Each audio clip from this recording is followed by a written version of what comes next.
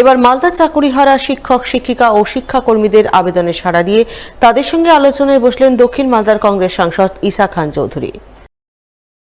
শনিবার সন্ধ্যায় তিনি কালিয়াচকের জালালপুর এলাকায় চাকুরিহারাদের সঙ্গে আলোচনায় বসে তাদের দাবি দেওয়ার কথা শোনেন। এরপর এই প্রসঙ্গে দক্ষিণ মালদার কংগ্রেস সাংসদ সংবাদ মাধ্যমের মুখোমুখি হয়ে কি জানান, শুনুন তার মুখ থেকেই। সুপ্রিম কোর্ট একটা রায় দিয়েছে যেখানে প্রায় 26,000 টিচাররা, শিক্ষকরা এবং শিক্ষিকারা চাকরি হারিয়ে ফেলেছেন। বা আমাদের বক্তব্য, আমাদের শিক্ষকদের বক্তব্য হচ্ছে আমরা কেন শাস্তি পাচ্ছি। তো আমরা অবশ্যই, আমি নিজে লড়াই করব, আমি চিঠি লিখব মুখ্যমন্ত্রীকে, আমি চিঠি লিখব রাষ্ট্রপতিকে, ম্যাডামকে, এবং আমি পার্লামেন্টে তোলার চেষ্টা করছি এই বিষয়টি। এই তিনটা জিনিস আমি লড়াই করার চেষ্টা করছি ওদের। কালবৈশাখী ঝড় ও শিলাবৃষ্টির তাণ্ডবে পুরাতন মালদার বিস্তীর্ণ এলাকার আম বাগানে আম ঝরে পড়ল মাটিতে, যার দরুন মাথায় হাত পড়ল ক্ষতিগ্রস্ত আম চাষিদের। জানা গেছে, শনিবার গভীর রাতে হঠাৎ করেই পুরাতন মালদা ব্লকের বিস্তীর্ণ এলাকার উপর দিয়ে বয়ে যায় প্রচণ্ড কালবৈশাখী ঝড়। সেই সঙ্গে দোসর হয় শিলাবৃষ্টি। এই দুয়ের প্রকোপে পুরাতন মালদার মুচিয়া অঞ্চলের বিস্তীর্ণ এলাকার আমবাগানের আম মাটিতে ঝরে পড়ে। বাগান অনেকটাই শূন্য হয়ে পড়ে। রবিবার সকালে এই দৃশ্য দেখে হতাশ হয়ে পড়েন আম চাষিরা। আর্থিক ক্ষতির আশঙ্কায় আম চাষিদের কপালে দুশ্চিন্তার ভাঁজ পড়ে। মুচিয়া এলাকার এক আম চাষি জানান, এবছর পুরাতন মালদায় আমের ব্যাপক ফলন হয়েছিল, আমে বাগান ভরেছিল, যা দেখে তারা লাভের আশায় বুক বেঁধেছিলেন। কিন্তু সমস্ত আশায় জল ঢেলে দিল শনিবার গভীর রাতের কালবৈশাখী ঝড় ও শিলাবৃষ্টি। খুব মর্মান্তিক আমাদের ঘটনা। আমরা ভাবতেও পারিনি কি এই সময় আমাদের এত বড় একটা ঘটনা ঘটবে। শুকনো ঝড় ও তার সাথে শিলা বৃষ্টিটা যদি আগে হতো আমরা খুব বেঁচে যেতাম। আমাদের আমটা প্রচুর হারে আমাদের মুকুল এসেছিলো, কিন্তু সব থেকে আমাদের ক্ষতি করেছে মধু।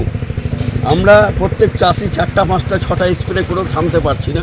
তারপরে কালকে যে ঘটনাটা একদম আচমকার ভোর 3টার সময় হয়েছে, তাতে আমাদের গাছের 90% আম পড়ে গেছে। মানুষ কুড়িয়ে নিয়ে যাওয়ার পরেও গাছের তলে আম বিছিয়ে পড়ে আছে। মানে এখন আমাদের বলতে হয় না, আম ভাঙা বিপদ হয়ে যাবে। মানে লেবার দিয়ে যে আমটা ভাঙাবো, সে পয়সাটাই বোধহয় আমাদের লস হবে। এতটা আমরা কষ্টের মধ্যে আমাদের পড়লাম আমরা কালকে ঝড় শিলাবৃষ্টিতে। এটা আমরা চাইবো, যদি আমাদের কোনো সরকারিভাবে কোনো আম চাষিদের পাশে যদি কেউ দাঁড়াতো বা সরকার আমাদের সহযোগিতা করতো, আমরা খুব উপকৃত হতাম। অন্যদিকে শনিবার গভীর রাতে কালবৈশাখী ঝড়ের তাণ্ডবলীলা চলে মানিকচকের বিস্তীর্ণ এলাকায়। সেই ঝড়ের দাপটে মানিকচকের এনায়েতপুর এলাকার এক পরিযায়ী শ্রমিকের বাড়ির টিনের চালা উড়ে যায়। টিনের চালা চাপা দেয়া ইট খসে পড়ে ঘরের ভেতরে। সেই ইটের আঘাতে পরিবারের 8ম শ্রেণীর এক মেয়ে গুরুতর আহত হয়। সব মিলিয়ে ঝড়ে পরিবারটি প্রচণ্ড ক্ষতির মুখে পড়ে। তাই অসহায় পরিবারবর্গ সাহায্যের জন্য করুণ আবেদন জানান। কালকে ঝড় হয়েছিল রাত্রে 1টার সময়, 1টা আর ঝড়ের সময় সব উড়ে গেছে। আমি মেয়েকে নিয়ে একলা থাকি। আমার মা, আমার বাইরে লোক বাইরে থাকে, দিন কাটে দিন খায়।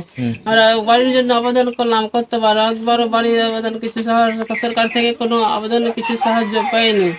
আজকে আমরা বেঁচে গেলাম কোনো মতেই। আমাকে যখন হয়েছে, আমার মেয়ে মাথা ফেটে গেছে, গোটায় খুনে নাহানা গেছে। কিভাবে মাথা কিভাবে এইভাবে আমার ইটটা পড়ে গেছে, বাড়িটা সবকিছু, ফ্যান টেন কারেন্ট লাইন টাইন নিয়ে অনেক দূরে চলে গেছে, পড়ে গেছে। টিনের চাল কি উড়ে গেছে? হ্যাঁ, সবকিছু উড়ে গেছে, সবকিছু পড়ে গেছে। ওদিকে যে ইট গলা পড়েছে আমার বিছানাতে, আমার মেয়েকে তখন ঘুম হয়ে গেছে, অনেক জখম হয়ে গেছে, আমিও হয়ে গেছিলাম তখন। কোন রকম পাইলিয়ে আমরা এই বাইরে থেকে ওদিকে গিয়ে বাঁচলাম।